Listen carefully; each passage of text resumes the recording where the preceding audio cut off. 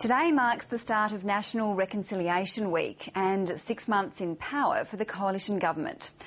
But those events have been overshadowed by the government's attempt to patch up its relationship with Aboriginal Victorians. Community leaders say they were hurt and confused by a coalition decision to not always acknowledge traditional owners at official functions. Adding to the confusion, the Aboriginal Affairs Minister has told 7:30 Victoria there never was a change of policy and has denied the government said otherwise. Tonight we're celebrating our proud warrior heritage.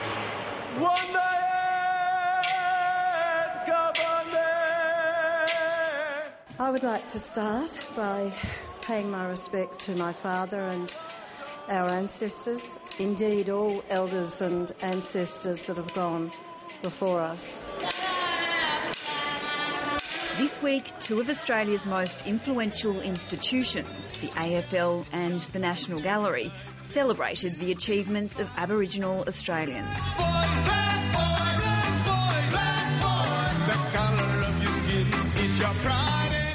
At the same time, the state government was repairing relations.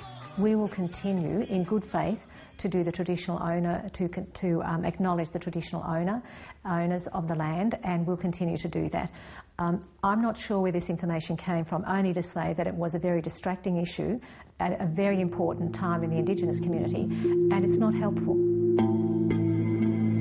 Just days before, this was the Baillieu government's strongest message yet on Aboriginal affairs, that the acknowledgement of traditional owners was sometimes tokenistic. Shocked. I was baffled as to what is it all about. It made us feel sad. It made us feel why. A lot of young people that work here, I've discussed it with them, and we just don't understand why they would all of a sudden bring this up. The front page story and editorial were based on the idea that the Baillieu government was abandoning a Labor policy that ministers must pay respect to Aboriginal elders at official functions. Its message was confirmed by the Premier and senior ministers. What's important is that they should not be formulaic. They need to be genuine and appropriate to the particular occasion. I was absolutely amazed for a number of reasons. One, because it was never compulsory, so that was completely wrong. Secondly, that the government had really moved back, really taken a step backwards in terms of reconciliation. The article was followed by comments from right-wing Liberal MP Bernie Finn, who described Aboriginal designs on the jumper worn by the Richmond Football Club as graffiti.